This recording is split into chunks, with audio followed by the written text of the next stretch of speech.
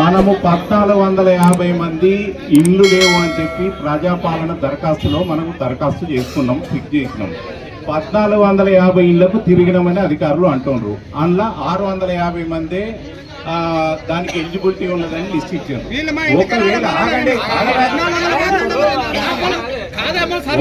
ఇప్పుడు సభ దృష్టి ఏంటంటే, గ్రామ సభ దృష్టి ఏంటి అంటే, ఎవరు వీళ్ళు మనమే అనుకున్నాం అధికారులే కరెక్ట్గా సర్వే చేయలేదు, లేకపోతే ఎందుకొరకు రాలేదు ఏంది అనేది ఒక వివరణ మనం కోరుదాము. ఎవరెవరి రాలేదో వాళ్ళందరూ మళ్ళీ దరఖాస్తు చేసుకునే ఉద్దేశంగానే ఇప్పుడు ఈ గ్రామ సభ నిర్వహించింది. కాకపోతే ఇప్పటి వరకు ఇందిరమ్మ ఇండ్లు మండలానికి ఎన్ని శాంక్షన్ అయినాయి, జిల్లాకి ఎన్ని అయినాయి, గ్రామానికి ఎన్ని అయినాయి, ఎక్కడి నుంచి ఇంతవరకు ప్రభుత్వం నుంచి రాలేదు. ఇది ఎలిజిబిలిటీ లిస్టు. 4 సంవత్సరాల ప్రభుత్వం ఇంకున్నది. ఈ విడతలో ఎందరో అర్హుల లిస్టు మాత్రమే ఇప్పుడు మనం డిస్ప్లే చేస్తున్నాం.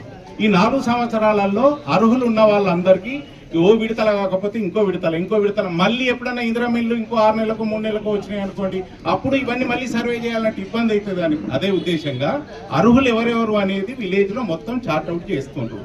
ఒకవేళ ఇప్పుడు మనం గొడవ పడవలసిన అవసరం లేదు. రాని వాళ్ళు ఎవరు ఉన్నా కూడా మీరు ఒకటి మేడం, మీరు ఎవరెవరికైతే ఇప్పుడు ఎలిజిబిలిటీ ఉన్న లిస్టు అదంతా మీరు డిస్ప్లే చేయండి.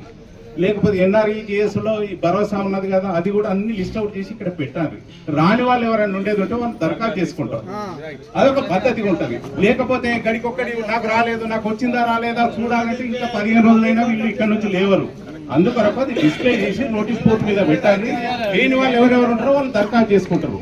దయచేసి ఇంతవరకు ఇండ్లు రాలేదు, ఇది ఎలిజిబిలిటీ లిస్టే. 4 సంవత్సరాలలో ఓ విడతల కాకపోతే అర్హులైన వాళ్ళందరికీ కూడా మీరు అయ్యో మాకు ఇట్లా అట్లా రాలేదు అని అనుకోవద్దు.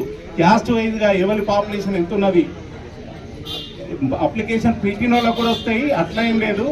క్యాస్ట్ వైజ్గా ఎవరి పాపులేషన్ ఎట్లున్నది ఆ వైజ్గానే వచ్చిన వాటిని 100 వచ్చినాయి అనుకోరు. 100 ఎంతమందికి, ముదిరాజులకి ఎంత, ఎస్సీలకి ఎంత, గౌన్లకి ఎంత, తెనుగోళ్ళకి ఎంత, అన్ని రకాల కేటగిరీగా తీసుకొని అందరికీ లేని వాళ్ళకు న్యాయం జరిగేటట్టు చేద్దాం తప్ప అలా గొడవలు మాత్రం మనకు వద్దు. రాని వాళ్ళు మళ్ళీ అప్లై చేసుకొని ఆ ఉద్దేశంగానే ఇప్పుడు గ్రామ సభ పెట్టినారు.